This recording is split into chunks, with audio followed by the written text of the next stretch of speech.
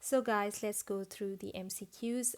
We have created these ourselves. However, we have gone through all hypertension related questions in both PLABABLE and past medicine, and then used the concepts tested there in order to create some of our own. So let's begin.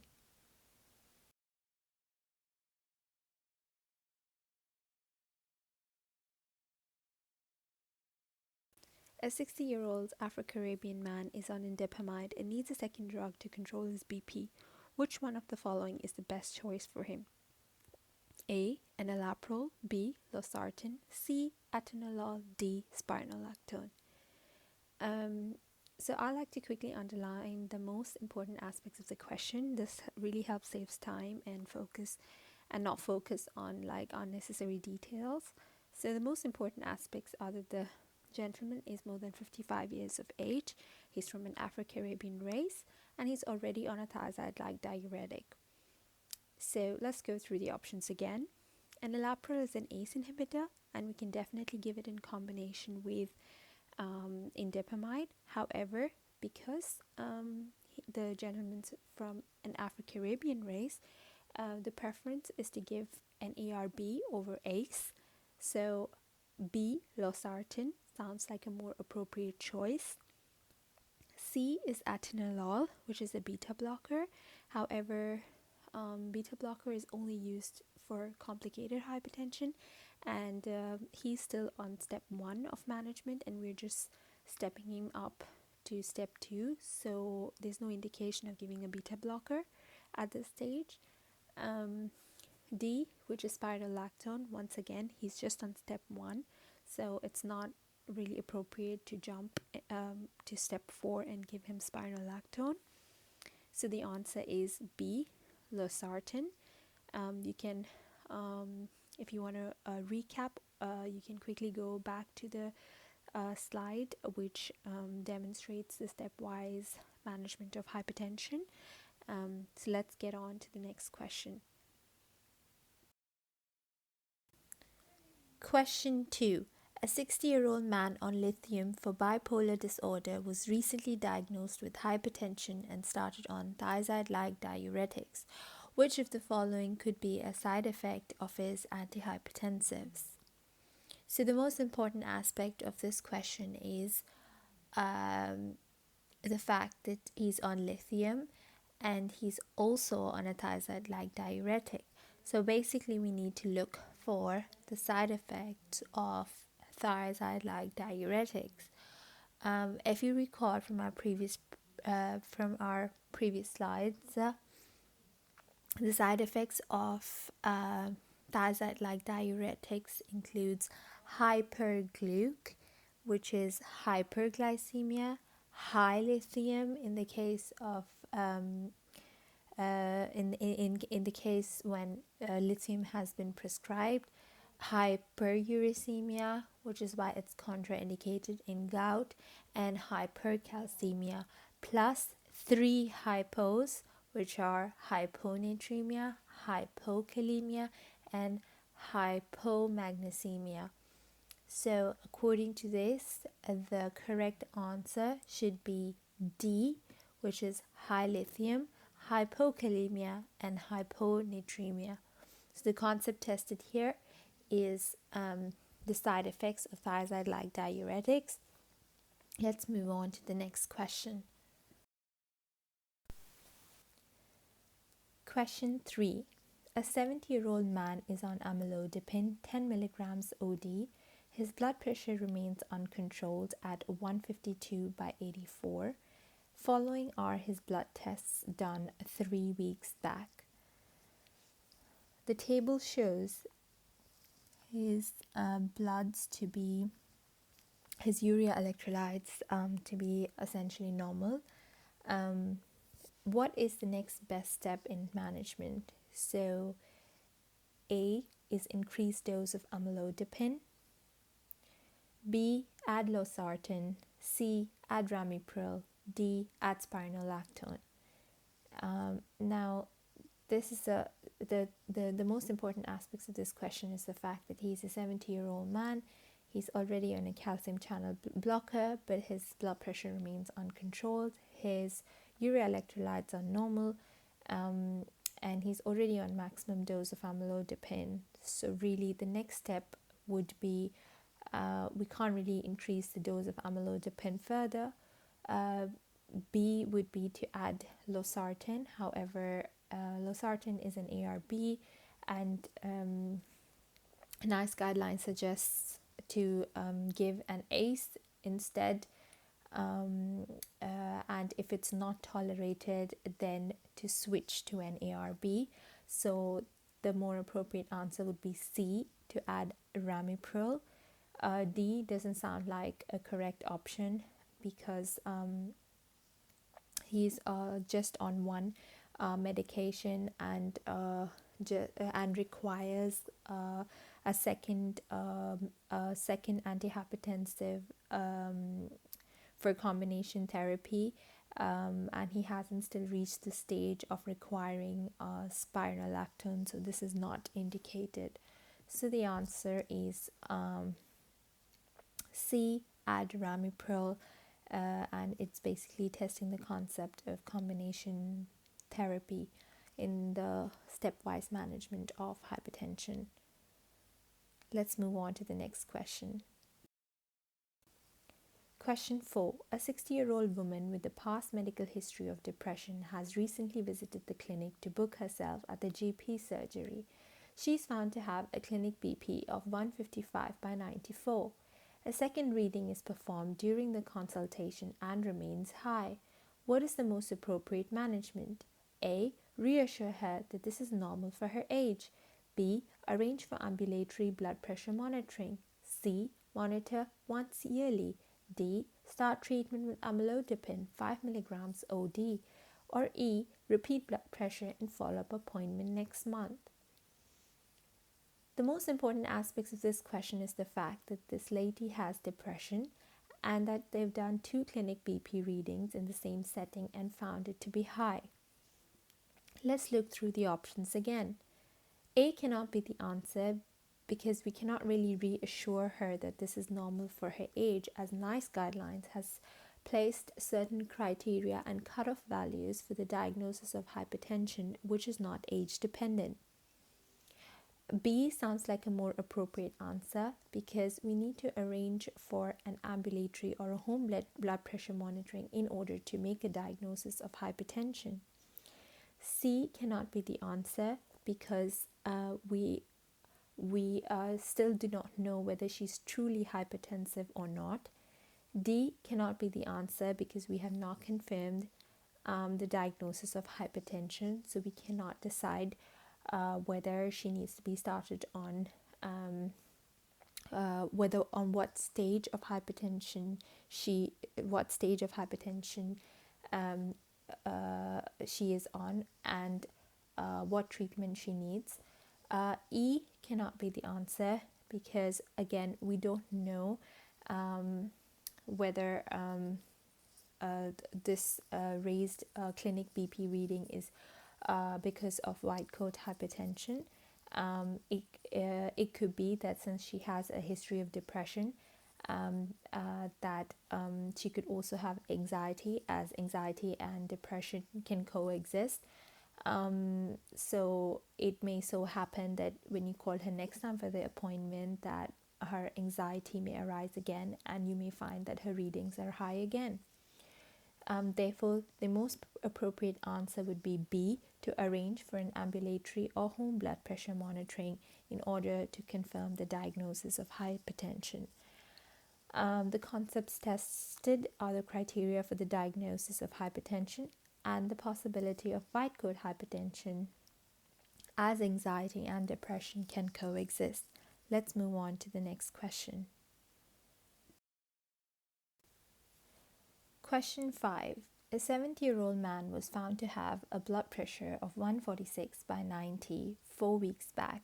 You therefore arranged ambulatory blood pressure monitoring along with workup for target organ damage.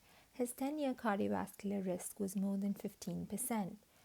The following are the results of his workup. So here we can see that his ambulatory blood pressure monitoring results are high, 145/85. His ECG is essentially normal. His urine dipstick is normal. His urea electrolytes are normal. His creatinine is normal, suggesting no kidney injury. His HDL, cholesterol, and fasting glucose are normal as well. What is the most appropriate course of action? A. Diagnose stage 1 hypertension and advise lifestyle changes. B. Reassure that this is normal for his age and advise lifestyle changes. C. Diagnose stage 1 hypertension and start amlodipine 5 mg OD. D. Monitor blood pressure yearly. E. Start amlodipine 5 mg OD and advise lifestyle changes.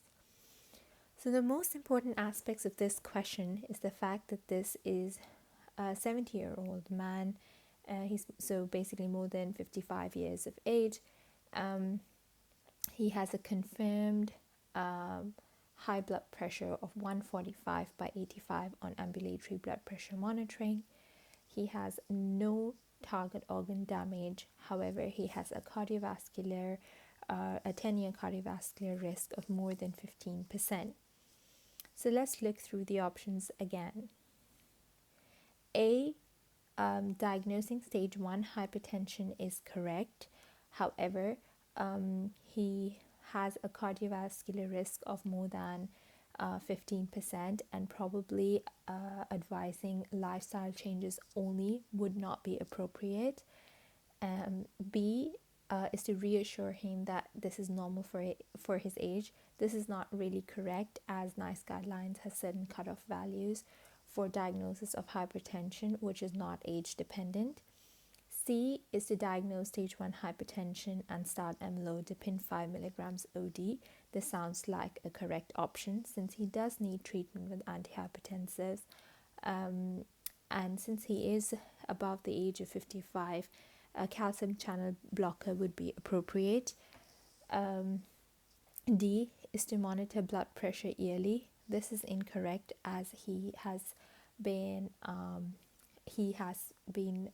diagnosed with hypertension, so we now know he is truly hypertensive, so he needs more than just monitoring. E sounds like the correct option as well, to start amlodipine 5 mg OD and advise lifestyle changes. So the confusion really is between C and E, but I think the choice E sounds like the more obvious answer, because if you are starting the patient on amlodipine, you have automatically diagnosed him with hypertension, which is why you have decided to start him on medication. C that talks only about medication and but doesn't talk about lifestyle changes, and it is absolutely necessary to emphasize on both medication and lifestyle changes for the management of hypertension. Therefore, the correct answer would be E. The concept tested here is diagnosis and management of stage 1 hypertension, whereby it stresses on the importance of lifestyle management. Thank you. Question 6. A 56-year-old Afro-Caribbean man with a past medical history of gout and diabetes has come to the GP surgery for his follow-up appointment for high blood pressures. He was counseled regarding lifestyle changes and on maximum dose of losartan. Follow-up clinic BP is 165/95. Which of the following is the most appropriate next step management for his hypertension? A. Aldosterone antagonist. B. Calcium channel blocker. C. Thiazide-like diuretic. And D. ACE inhibitor. So the most important aspects of this question is that this is a 56-year-old gentleman who has gout and diabetes. He has been diagnosed with hypertension and is currently on maximum dose of losartan. His clinic BP readings are still high, so he needs another drug in addition to the ARB that he is already on. So let's look through the options again. A cannot be the answer because he's still on step 1 uh, of management, and step 2 requires, since he's already on an ARB, to either add a calcium channel blocker or a thiazide-like diuretic. So both B and C are looking like the likely answer. D cannot be the answer because ACE inhibitor should never be given in combination with ARB. So really, the two options we're left with is B and C. So in order to decide which one to go for, if you look at the question, we've been told that this patient has gout. Therefore, in gout, thiazide-like diuretic is contraindicated because it can cause hyperuricemia, therefore worsening his gout. Therefore, the most likely answer is B, calcium channel blocker.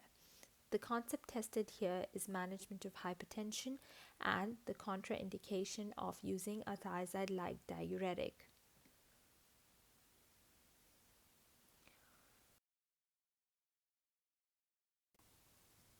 Question 7. A 50-year-old gentleman is rushed to the emergency department due to his lips and tongue becoming extremely swollen. He is unable to talk. The paramedics hand you a medication strip which has only one tablet missing. His mother, who accompanied him, says he has no known allergies and has been previously well. She was told by her son that the GP had been investigating him for high blood pressures in the past week. Which of the following medications could have caused this? A. Bisoprolol, B. Losartan, C. Ramipril, D. Amlodipine, E. Indapamide.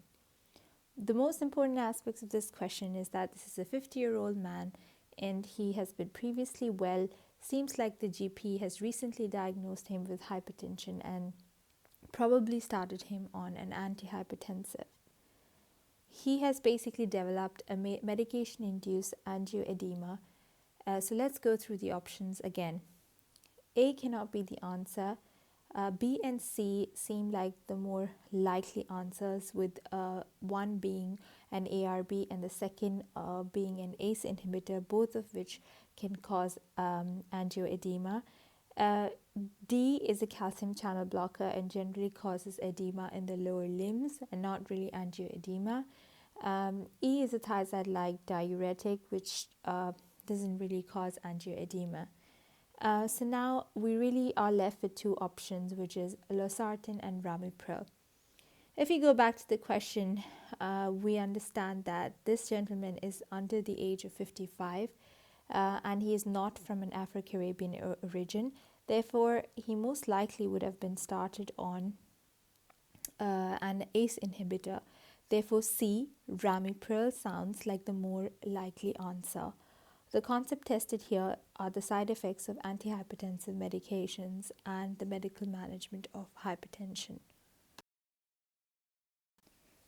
Question 8. A 70-year-old lady has gone to the GP for the results of her home blood pressure monitoring. She's worried as she has been previously well but was told that her blood pressures on home blood pressure monitoring have been high, 143/86. The GP has calculated her 10-year cardiovascular risk to be 9% and workup for target organ damage was unremarkable. Management should include follow-up with which one of the following? A. Reassure her as this is normal for her age. B. Calcium channel blocker. C. Lifestyle advice. D. ACE inhibitor. E. Repeat clinic BP reading during next follow-up and then decide. The most important aspects of this question is that this is an elderly lady with home blood pressure monitoring results showing that she has stage 1 hypertension. Her 10-year cardiovascular risk is less than 10% and workup for target organ damage is normal. So let's go through the options again. A cannot be the answer because NICE guidelines has set out a certain criteria for the diagnosis of hypertension, and this is not age dependent. B cannot be the answer because she has stage 1 hypertension. However, she doesn't have any other factors that warrants her to be started on any kind of medication. C. Lifestyle advice sounds like a more appropriate answer since she has stage 1 hypertension. She's less than 80 years old and she doesn't have any target organ damage, and her cardiovascular risk, 10-year cardiovascular risk, is only 9%. Therefore, it warrants her to just have some lifestyle advice, and hopefully that should bring her blood pressures down. D cannot be the answer, as again, she doesn't require medication, treatment with medication. E cannot be the answer because we do know that she's truly hypertensive, so the likelihood of having the next clinic BP reading high is probably quite likely. Therefore, the answer is C, lifestyle advice. The concept tested here is when to start treatment.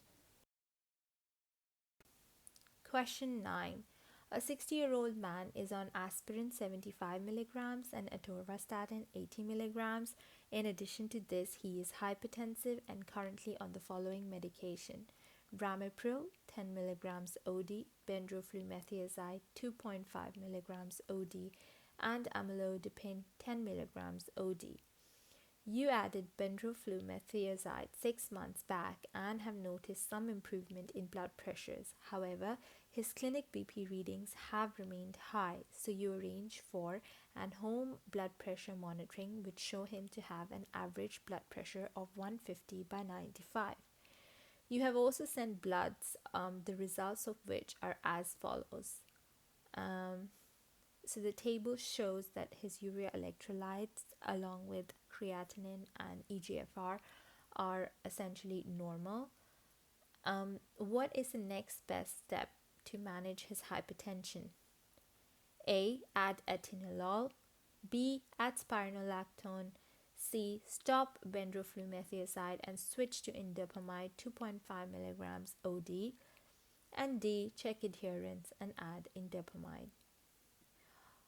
The most important aspect of this question is that this is a 60-year-old gentleman who is currently on 3 antihypertensive medications for his blood pressure, and his blood pressure doesn't seem to be under control. So he basically has treatment-resistant hypertension.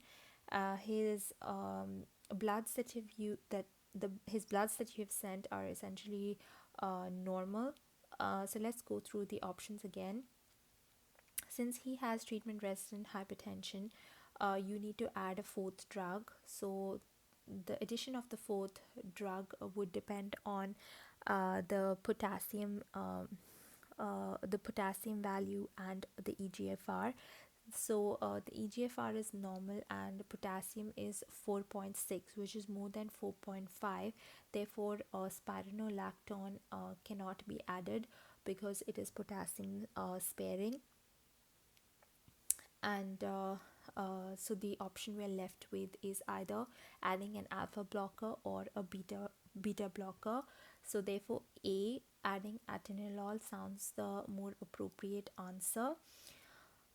C cannot be the answer because even though NICE guideline suggests that instead of using benroflumethiazide, indapamide should be the drug of choice. If a patient is started on benroflumethiazide and it has shown to be helpful, then you can carry on with it. You don't really need to make the switch. D, check adherence and add indapamide. Again, checking adherence is essential for whenever you step up. However, again, adding indapamide is really not the fourth drug of choice. So the answer is A, add atenolol. So the concept tested here is the stepwise management of hypertension and management of treatment-resistant hypertension. Question 10. A 50-year-old lady with a past medical history of anxiety and type 1 diabetes has now been diagnosed with hypertension. She has been very anxious ever since her diagnosis. She has made an appointment with the GP surgery to discuss things with you. She tells you that she has bought a BP machine to monitor herself at home. She is inquiring about blood pressure control. Which of the following should be her target blood pressure? A. 140 by 90, B. 150 by 90, C. 135 by 85, D. 130 by 80, E. 150 by 90. So the most important aspect of the question here is basically the fact that she has type 1 diabetes. So we just really need to recall what is the blood pressure, target blood pressure for patients with type 1 diabetes.